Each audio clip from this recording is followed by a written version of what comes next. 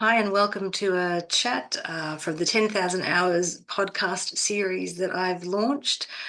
Today, I wanted to talk a little bit about how personal the spiritual journey is, how personal your path will be for each individual.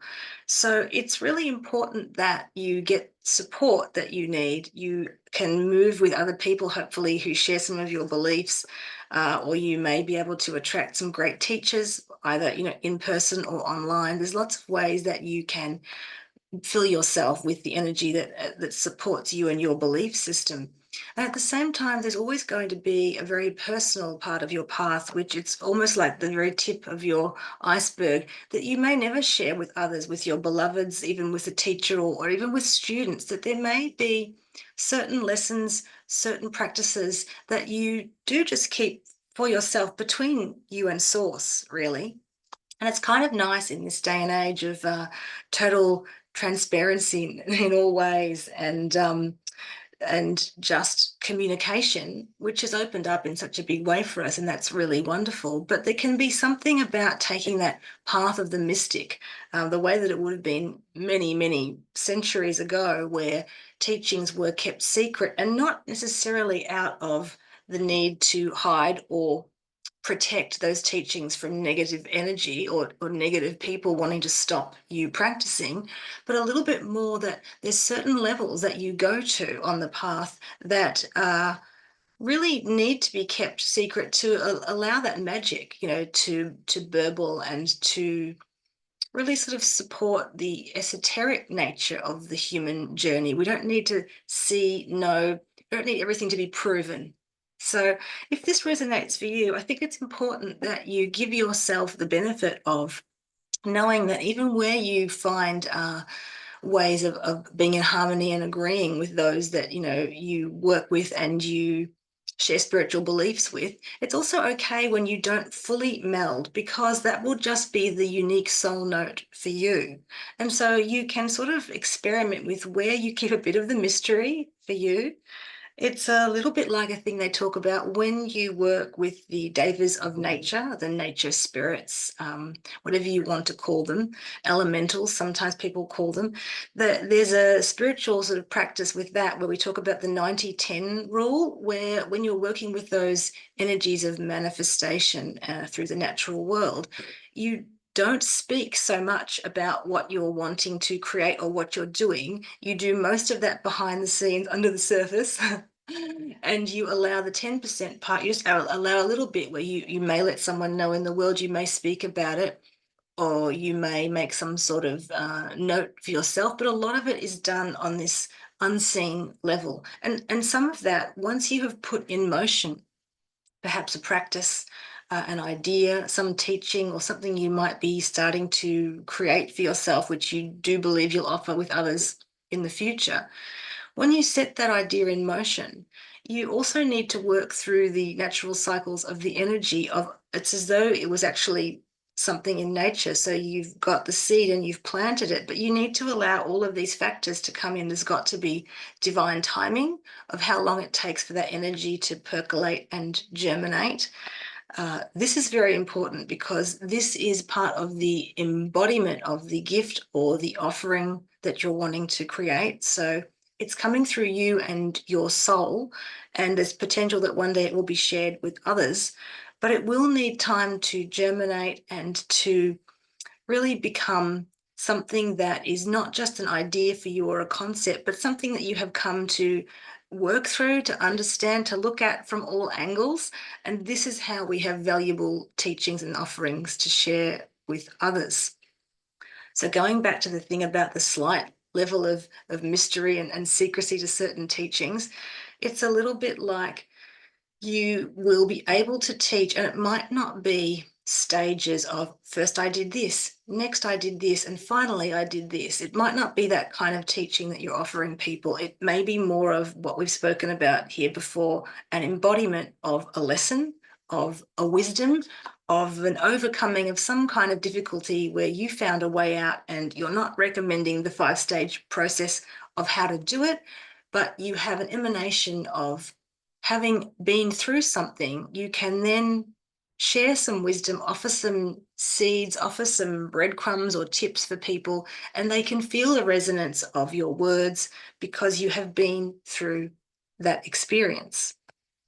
So it's important to know that what you want to create in the world, and perhaps this will change for you over time, but it's important to know that everything needs to be a personalized connection between you and source, spirit, God, whatever you want to say. So you are relying on your spiritual ability to connect with the unseen forces, and that mystery is going to be part of the beauty of how you work in the world. So that's just something I wanted to put out there for you. For those of you that don't feel you vibe 100% with some of the ways that modern spirituality is being offered, and thank goodness that it is being offered in this huge way, because there have been so many times where it was not able to be offered and shared. So this is really important, but it doesn't mean that everybody has to be out there on the same platform and sharing their beliefs in the same way. So if that encourages you, you can personalize your path. And one of the things that I love to do with clients is, sure, there's all the divine beings that I'm connecting with. There's the energy, the cosmic energy, the earth energy from Gaia. But really, it's important for me to help people to make a personal connection. So whatever happens in session, whichever being I'm able to channel, or whatever message is there for the person at that moment, that's to be received. But at the same time, I want them to be able to be in connection with their heart and with source, and allow a personal experience outside of a session where they've received from me, allow a personal experience to start to flourish, where they notice the signs and the synchronicities, and they start this inner dialogue or connection with their higher self, with source. And it's really important that you keep that for yourself when you're on your path, at whichever frequency and whichever stage you're at. When you're looking for new information or allowing new information to come to you, reading, studying. As I said before, many of us, we all have studied many modalities, which we then take the genesis of, we take the juice of, and often weave it into a tapestry of our own making, so that the individual healer may have a plethora of things they do. And someone will be attracted to that particular person, not just because of the shingle they've got up of the name that they're using, but because of their energy and their frequency. So it's really important that you allow for that personal connection of you and the divine, and you bring other information in. It's so helpful to you hear a spark of something, you read an article, but you do need to almost stress test that for yourself. You do almost need to see, does that information, or does all of that information feel like it vibes with me and what I'm believing or what I'm experiencing as a soul having a human experience? Or do I just sort of sift through some of that beautiful information and allow certain parts to be there, but not adhere to everything that has been shared? I've written about this before too, and you may have heard me speaking on other platforms, that it's really important to just be in an authentic sort of space of what works for you. So one size does not fit all. And sometimes there's so much information out there about the moons and the phases that you really may almost feel overwhelmed, and you may be looking outside too much, where there's always points on the path, and many points where the focus needs to be inward, and you need to just let any distractions and all other things go. Even if there's certain spiritual festivals or certain timings, sometimes you might be totally on the other edge, the other side, like 360 degrees from what the particular planetary occurrence is. For example, you may find that with a new moon, which traditionally people love to hold circles for, because new moon is about planting seeds and new beginnings and those sorts of things, but you may energetically be someone who normally doesn't vibe with new moons in that way. You might feel very introspective and have the need to go deep within and be very silent, rather than a new moon festival of drumming or manifestation.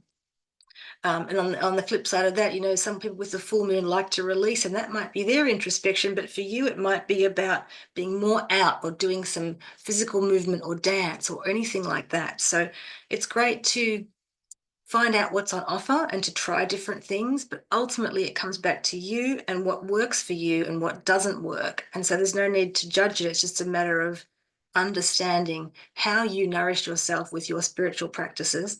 What works for another may not work for you. Um, Enjoy the joy of when you find the people that you just vibe with, because that's special. But even at the same time, it'll be that you'll still have differences, but you'll love and appreciate those differences. And there's something quite empowering about being amongst a group of people who are all individuals, but still vibe, so they still love and support each other, but there's no rule book, or there's no behavioral way that we all have to be. There's just the support that exists. So feel good about the uniqueness of you. If there's certain parts of the path, as I said before, certain practices, that the way that you meditate, the time, or whatever you do with different chakra work, whatever it is you do that you just feel you don't need to explain to clients, you don't need to share with others, I think revel in that and sort of feel a nice beauty about that school of mystery, as back from the times when the spiritual teachers, beings, and healers really wouldn't have been all out there and speaking so much, but it would have been more of an eminence and an emanation, and it would have been more of allowing the wisdom to really be, it's almost like leading by example. Yeah, there's something about that. So I hope this helps. I've been thinking about it a bit, and it's certainly something I find in my life. I find that I'm less of a teacher and more of a like a seed planter, or I want to say instigator sort of thing. Like, it's sort of about bringing through transmissions or activations, or way showing on the path, but it's not necessarily a normal methodical way of teaching and imparting information. It's a bit like a transmission that sparks somebody into their own essence, and then it's a rolling journey of that. So just have a think about what would help you, what in your life you could use that you keep silent, not out of a need of shame or fear or protection, but out of the spiritual devotion to some higher power than us and the beauty of that personal connection. You could have 5, 7 people in a room talking about Archangel Michael, and there'll be threads of connection, and there'll also be different ways that they do it. So one is not better than the other. One is not more than the other. In fact, there's beauty in the divergence and the diverseness of the path. So be excited about that idea that there's just that tip of you. You put it out there into the world, you share your spirituality where it feels natural and right to do, you share it with clients where it feels natural and right to do, but it's really nice to keep some of that to yourself, between you and God and source. And only you can know the cocktail, the frequency of how much of that, how much, when, and how much to be out there in the world. But it will change a lot. And certainly with the way energies are now, and things are in flux a lot more, there might need to be times when you just keep yourself to yourself and do your work behind the scenes in the best way. And then you allow, it almost becomes, going back to that analogy I was talking about nature before, it'll almost become a natural thing where the energy will start to move and to push forwards and want to be created into the world. And there's not sort of things that you have to do to get it out there, but opportunities will start to open, or you'll feel that readiness of the shoot becoming the plant. There's definitely a natural cycle to earthly life, and also spiritual energy. It does have a way of moving and coming into fruition in divine timing. And as humans, we can get impatient with that, but divine timing, if you can surrender to the flow of that journey, even in some frustration, but really take the ride with divine timing, you will find how beautifully things work out for you. And where there's resistance, often that's a sign from the universe to just take a breath, just take a moment, because truly the universe is benevolent, kind, and generous, and it does want to support you and support us all in creating a world of harmony and peace and balance and connection and unity. So allow yourself to lean on that spiritual, that energy, those unconditionally loving beings of light who support us, and keep personalizing your journey. Keep allowing yourself to, not one size fits all, but I personalize what works for me. And sure, when I get that recognition of other people who are like me, that's fabulous, but there'll always be a part of you that is just for you, between you and source. So thank you for joining me with a little musing from the 10,000 hours and counting idea podcast. Sometimes there'll be conversations, sometimes there'll be just musings from my heart to yours. So for now, from my sacred temple space online, namaste, and I will speak again into the ethers. Lots of love and light.